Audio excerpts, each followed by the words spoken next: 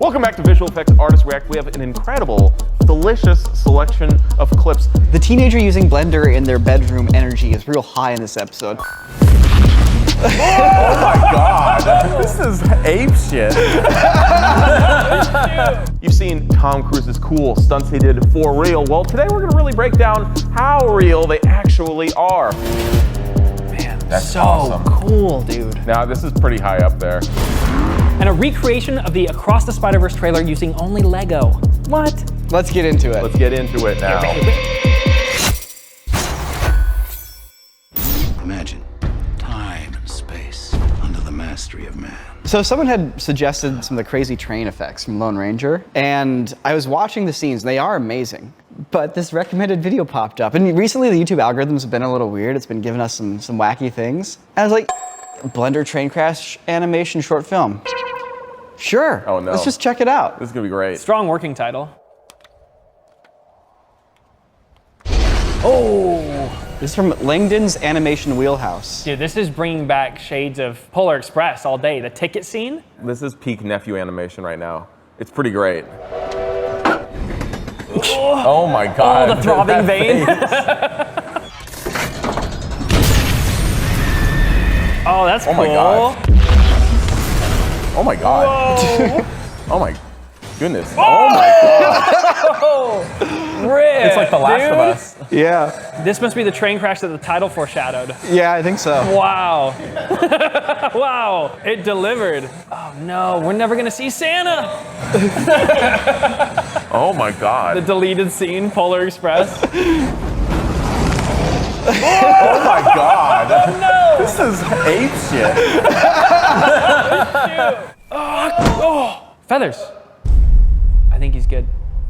God, what an animation. Oh wow. His sense of rhythm of like classic Hollywood destruction is like so dialed in. He knows exactly the pacing, like that Michael Bay editing style. I think the title could maybe use some work. But I will say it's so funny because you go in expecting like, okay, it's gonna be a train and then it's gonna crash. It's a test, it's an animation test. And it's just a full story of this guy discovering he's alone on a train. Like, this is not a test, this is totally just a full-on short film. And like these types of super intense, like hyper slow-mo shots, it's very, I don't know, like I would say it's like Michael Bay, but it's also a little Bollywood. In a good way. Yes, totally. Blender Bollywood. Who knew that that was what I was waiting for? This guy's great. Yeah, I'm hooked. When something's labeled as basic as like Blender train crash animation test and it has like millions of views, you know it's gonna be special. That's sweet. Fernald. Yeah, Landon. Fantastic. Landed. Landon Fernald. Well, are we gonna watch Lone Ranger now, or does it pale No, in we're not comparison? watching. We're actually not watching The Lone Ranger. Yeah, whatever, right? Yeah, well, I'm gonna say that for another episode. What's up, everybody? Vessi, today's sponsor. You guys heard us talk about them a lot. We love their shoes, but I have a big surprise and new updates for a lot of people in the studio today. Jordan Coleman, you like Vessis, right? Yeah, I love Vessi's. You love their shoes? Yeah. That's why I wear them to work out all the time so my feet don't stink. Well, guess what? What if I told you that Vessi is expanding? Everything you know and love about the sneakers is now in a jacket. Vessi, the overcast jacket, made from the same Dymatex material as your shoes, keeping you cool in the summer and warm in the winter. This is Dymatex? Yes, it is. Fully waterproof. Prove it. Pour water on me. Do it. Not even wet. Not even wet. It just bounces off. Not that though. Ignore the ground. The jacket is dry. Hey, Dean, I heard you're going to Portland in a little bit and it rains a lot. Is that true? Well, I've never been there, so I wouldn't know. Well, I heard it rains a lot, and Vessi has a new all waterproof jacket. Well, guess what? It's, in case you can't fit all your personal items in these waterproof pockets, the Shoreline fanny pack, which basically has all the same features of the shoes and this jacket built into a fanny pack bag. Fully waterproof, made out of Dymatex. I'm gonna be like a fully waterproof dude wearing all my Vessi stuff? Frogman? Once they make pants, we are frogmen. We can become the full frogman. All right, well, if you're going to Portland soon, or you just live in a place where it rains a lot, go to vessi.com/portacrew and get 15% off your order. They got the bags, they got the jackets, and of course, they got the shoes you know and love. Now, let's get back to that React episode.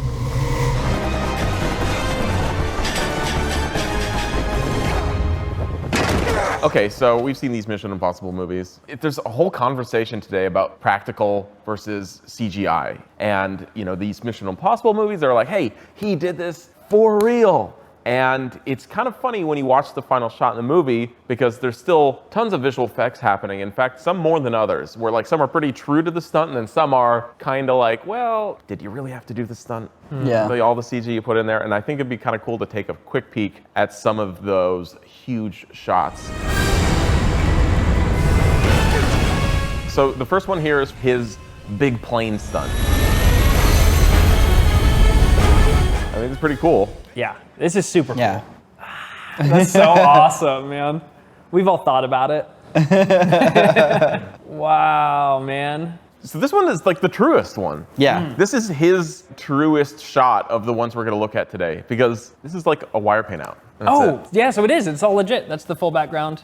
Yeah, but you can see that like, look, it's just raw. There might be a little bit of background augmentation here and there if they have to paint out like a semi-truck or some crew, but I'm pretty sure that like most of that takeoff is legit. Dude, and the wires aren't even like that helpful. Yeah. It doesn't look like it's like they fed it out the door and they're like, just here, wrap this around your waist. So that one's pretty legit. Like, okay, out of 10, like how would you rate how real the stunt is? It's like a 9. I give him 9.5. Yeah, it's like everything you're watching, it's like, yeah, that happened. Yeah. They did it.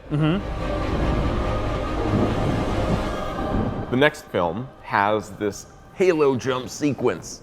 And when I saw this in the theaters, even though I had heard, all the hype, he did it for real, I was watching it and going, he did it for real, eh?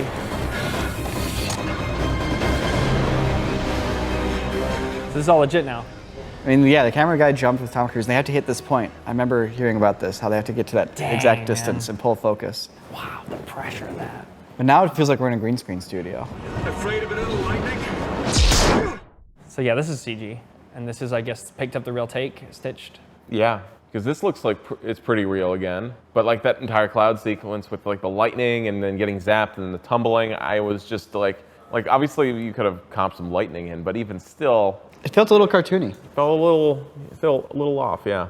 Obviously we see they did perform a ton of these things in the air, and they are all stitched together using visual effects. I mean, this is rad. Without the storm, I feel tension. I don't think they needed the storm for tension. I think they could have just skydived. So out of 10, once again, how much of the shot was, done for real? If it cut after this take here, and like you had this crazy live single take here, and then it's like, cool, now let's cut and go to the next sequence, that's real, I would give it a 9. But if you count the whole thing with the CG storm and the CG parachute and all that stuff, it falls down to like a 6. Yeah, and I would honestly argue, in the attempt to do the oneer, they use a digital double to stitch between sections of the oneer, and immediately, again, it triggers that part of your brain because it's not perfect, and if it's not perfect, you are triggered to be on guard, and that calls into question all of it. Yeah. So for me, it reduced it to a 7. Yeah, because the moment you see a composited CG storm in the shot, I'm like, how do I know it's real now? Like, you've just purposely shown me something that's fake.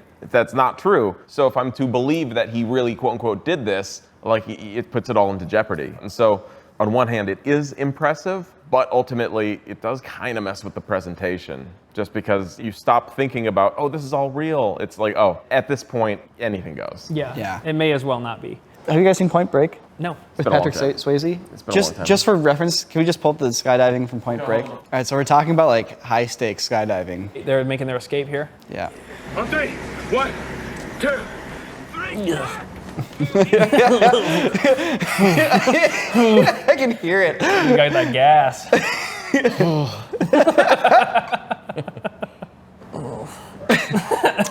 Biggest gun. I can't not make the sound.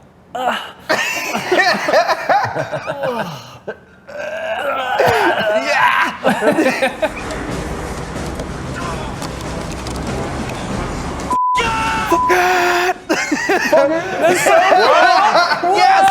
I love it. Cool. Oh man. What? No parachute? Dude, freaking gonna shoot it. This is sick. Wait, I can't believe I've never seen this. This is intense. He's just got a handgun. No. No parachute. That's amazing. Don't you hate when you think you're safely skydiving and someone sneaks up behind you with a gun? Skydivers hate him for this one reason. I got mugged while I was skydiving. Can you Give me your imagine? wallet. Finally, freedom. Oh, here they come with their handguns. It's like, This is a robbery. come on. Give me all your money. I left my wallet on the airplane. I mean, this is still pretty convincing. From a storytelling standpoint, this is hitting all the marks 100%. I'm not doubting that they're following at any point. This close-up's like, sure, it's there's, you know, they got a lot of wind. They're on a ladder with some leaf Yeah, they're blowers. on a ladder with a leaf blower. Like, it doesn't matter because like all the real shots of them skydiving, that's a little janky. Oh, damn.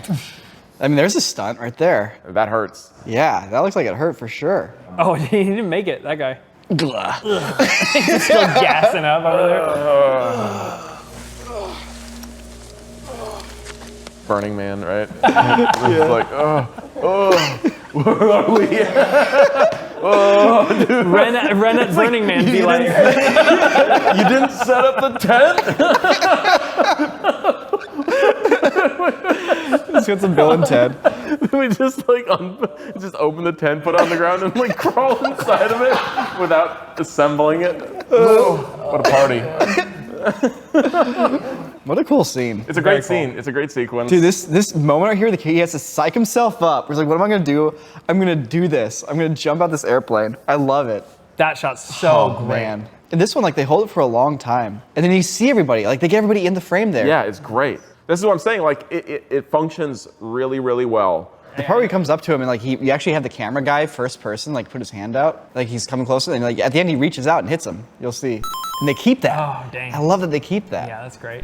And it probably was like a legitimate protective move where he's like, Yeah, they you probably know, just trying to do it. Yeah, it makes you wonder. Like, there's no giant airplane, there's no crazy costumes, there's no storm, there's no city underneath. Does this make you feel the same thrill as Mission Impossible, or does Mission Impossible make you feel more thrill? This is more. This is more. Almost significantly, this is more thrill. Like these, of course, yeah, these long lens close-ups, you know what they're doing, but Yeah. it never feels cartoony at all. And that's what pulls me out as a viewer, because again, it's like anytime you're tackling real danger, we saw it in The Flash, the baby shower scene. The minute that you are no longer connected to the characters because they're not real or what's happening around them isn't real, you don't care anymore. And it's, you know, that's just the reality of it. So this still feels real, and therefore I'm still invested. Well, one more. We got one more. Oh, this one, yeah, I'm familiar with this jump. Woohoo!